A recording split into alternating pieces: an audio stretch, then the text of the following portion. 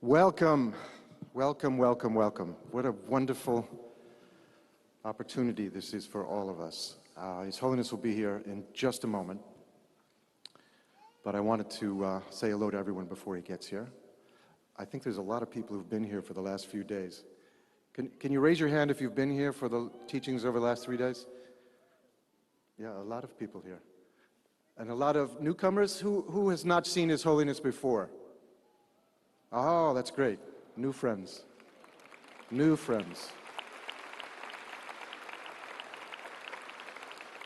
You know, there's an old Japanese saying that under cherry trees there are no strangers. And I think that's particularly true around His Holiness the Dalai Lama. And especially over the last 3 days of these incredible teachings we've had, I think His Holiness has created a very large cherry tree for us all to be under and realize that we really are brothers and sisters here. It's been an extraordinary time and the opportunity for all of us now to listen to His Holiness and learn how to make a meaningful life, I think is very special for all of us. His Holiness is a very well-known person on the planet at this point, but just a few brief words. His Holiness was born in 1935.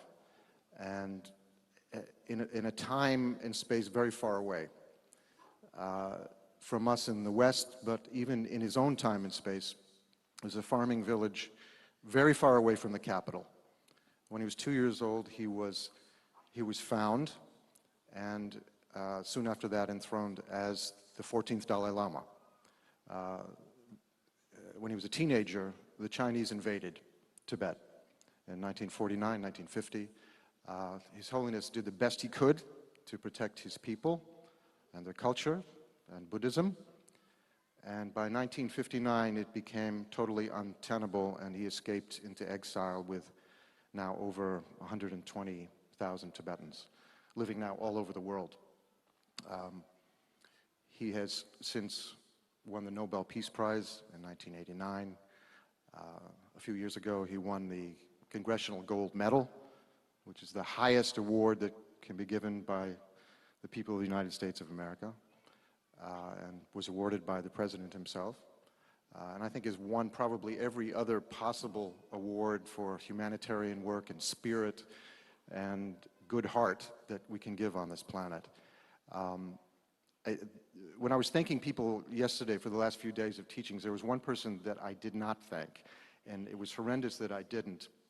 We wouldn't be getting these teachings without the extraordinary interpreter who has been working with us.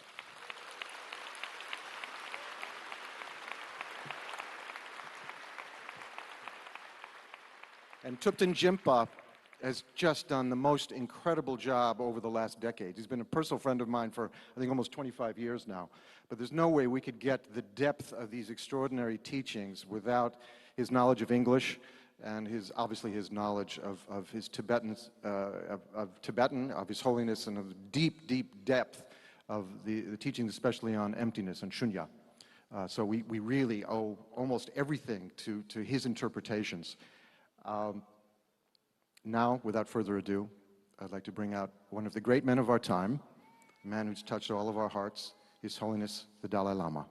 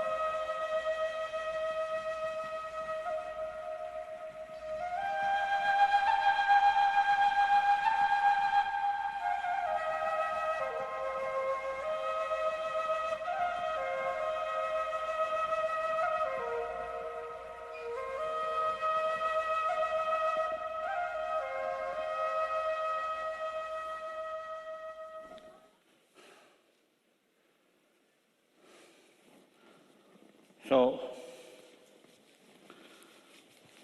last 3 days talks about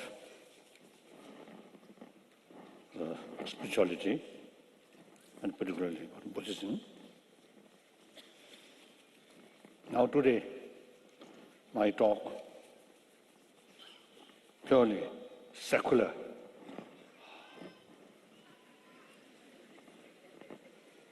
Sorry.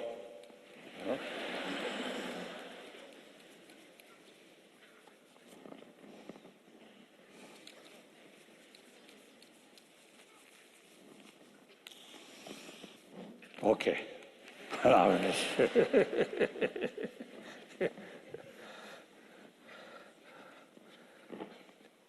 Again, another work.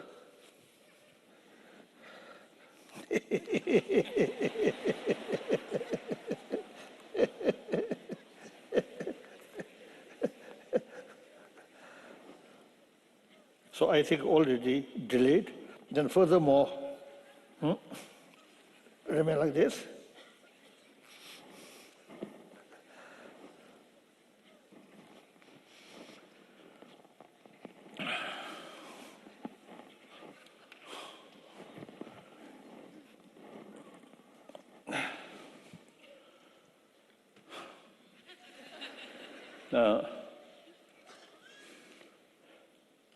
I always happy meeting with people, a public talk. That is, I think, the proper way, is it to, to share more people about method, how to achieve happy life without touching religion.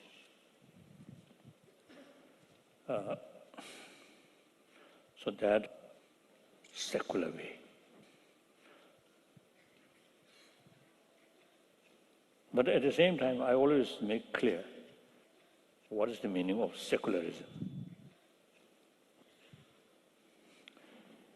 You know, my Indian friend, actually one politician and a former Deputy Prime Minister of India. One time, he told me one of the reasons India, since independence, is very successfully carried a democratic sort of practice or democratic system. The reason is the 1,000 years in India, there is a tradition or habit, different views, different concept. So a lot of sort of disagreement, argue or criticize. But the person who holds that view usually respect. So he made one example, one tradition, spiritual tradition, they call Charvaka, denying existence of God or existence of next life or existence of karma, nothing, just this life, just day-to-day life. So that view, of course, nihilism. The rest of the spiritual tradition criticize that. So that view is nihilistic view, wrong. However, person who holding that view refer rishi. Rishi means sage. Sage. So respect. He mentioned that. So it is very true. The pluralism among different traditions, among pluralism of religion, almost 3,000 years remain that way. So secularism means, according to Indian tradition, respect.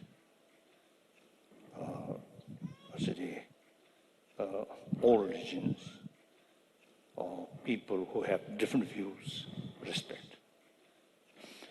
And then, so secularism means respect all religion, no preference of one particular religion. So one ancient non-believer, atheist, also is referred as a sage and respect. So in modern time, non-believer, we must respect them. They're also human beings. And furthermore, they, out of 6 billion, major portion, essentially non-believer. So firstly, we must respect them, and then also, they also want happy life, equal right. And then the problem, usually, you see people who have no interest about religion, they also see no longer any interest about these inner value, because they felt these are part of religious practice. Yes, in a way, true. All major religion tradition, as I mentioned before, carry practice of love, compassion. These are main practice. So make distinction, believer, non-believer, religious faith only for believer. Non-believer have no religious faith, but they also want happy life. So the practice of compassion, these things. Oh, where have gone my rosary? Because I shall class just left. My rosary, I think at the room where here. Let me check.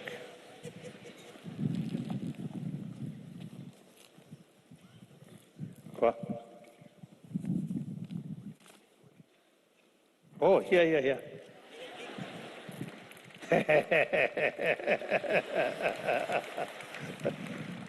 Because of feeling of mind. So a little bit because of anxiety. So at that very moment, the feeling of I become a little stronger.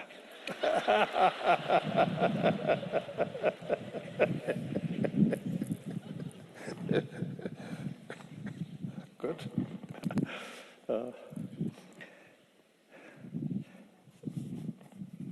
So now, basically, I think I already mentioned, you see, today's world, I think basically, generally speaking, people, I think, firstly, I think some trouble because of lack of principle. And then also the people who very much too much unhappy sort of mind, that brought frustration transform violence. So in such sort of period, you see, it is important to make clear the peace of mind or compassionate mind is something very important for building a stable, peaceful society, community, and less sort of problem, less crisis, man-made crisis. And then individuals themselves also, you see, get maximum benefit to this inner peace or, yes, inner peace.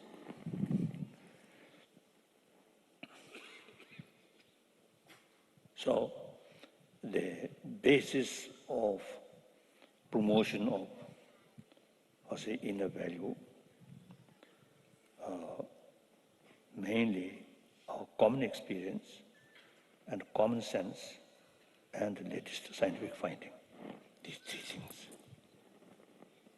I think I mentioned briefly, I think at the beginning of my teaching. So common experience, we all born from our mother. So all the mammals and also birds, even I think the butterfly, I notice some eggs, the mother, of course they never meeting. So, but the way egg put, they all, I think, 20, 30 of them is put together. I noticed many years ago, in the early 60s, and the veranda, there are some flowers, and some flower is very receptive, to receive these eggs. So I noticed within, I think, 1 or 2 days, these eggs Hatch. Then this poor, helpless, sort of small caterpillar, they live together. And then when some other fly who a little bit danger or who actually eating, then they live, since they live together, so they act together, remain like that. I notice. So then those who say, because perpetrator, Predators. Predators. then you see a little sort of afraid. Then I also is tested when they remain grouped there, my finger go like that. They again do that. So the mother have some kind of sort of sense. If mother's egg is put one here, then lonely. Some danger come, they cannot defend. So put together, some little sense in the minds of those mother butterfly. I noticed that. So therefore, they all sort of, I think most of the animals, even insect, the mother has some kind of sense of the responsibility to survive their offspring. Then, like we, human beings, and those, the mammals, which their survival entirely depend on mother's feeding or mother's help. Biologically, the motivation level or emotional level, some kind of sense of tremendous feeling, the sense of concern of their offspring. That brings their energy to work hard for survival of their offspring.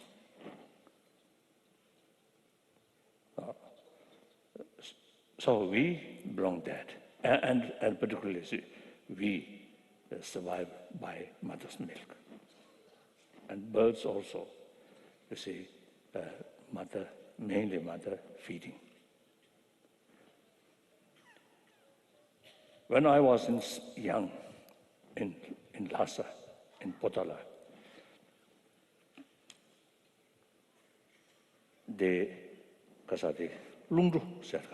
lungru. Ventilation. Ventilation, I think. Ventilation.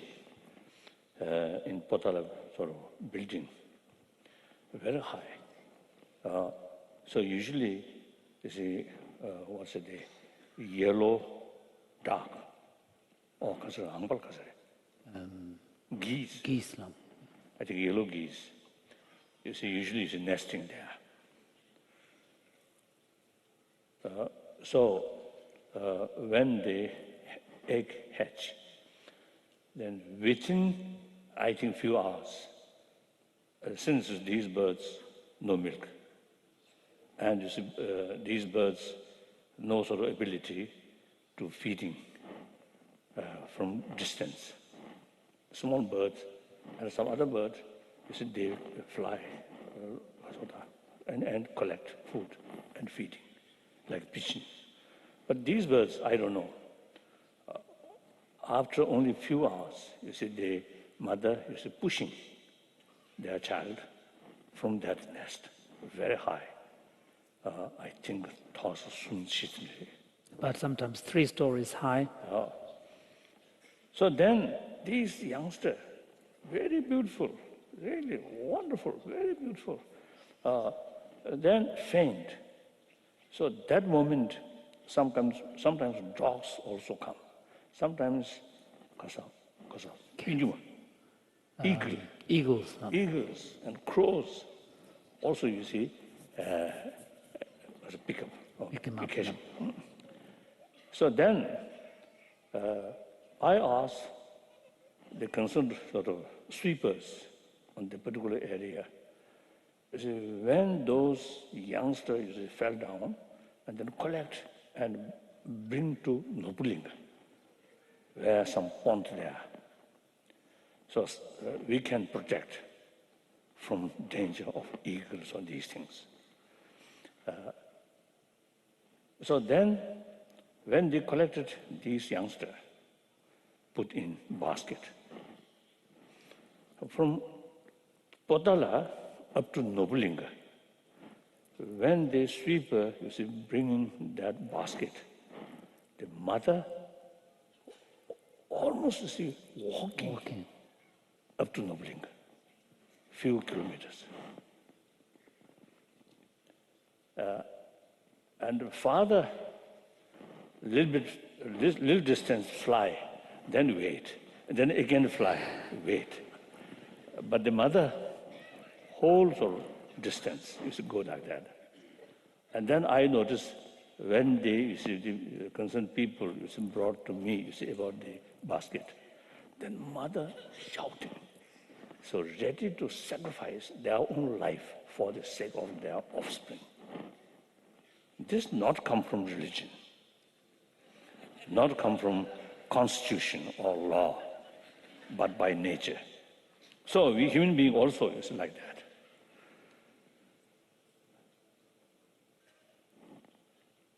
Then I often use it asking people, and expressing or share people, and also some scientists.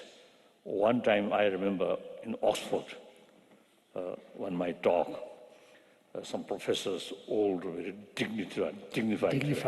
dignified professor in front line. So then I asked one silly question. I asked them, I notice mosquito. You see, when my mood good, then I usually give blood. And provided no malaria danger, then I usually give blood. So then mosquito enjoy blood, and then his or her body, I heard only her, she, because you see, they need blood in order to reproduce. So looks female mosquito more aggressive. Really, I don't know. In any way, you see, after they sort of enjoy blood, then just fly. No sign of appreciation. So other animal like cat, dogs, or even birds, if you treat them compassionately, warmly, they respond, appreciation. So my question, you see, to those professors, including those professors, you see, what stage brain have the ability to show appreciation? No answer. So maybe in the future, some scientists may carry some sort of research work in any way. So usually, you see, even the animal have the capacity to show affection. and to show sense of concern of their well-being. So we obviously, human being, after our birth, several years, their survival depend on others' care. So that's the way we grown up. And according scientist, one of my old friend scientist, Bob Bob Livingston. Livingston, now no longer. He once told me, after birth, few weeks, simply mothers touch the boy or the child. This is a very important factor for proper enlargement about their brain.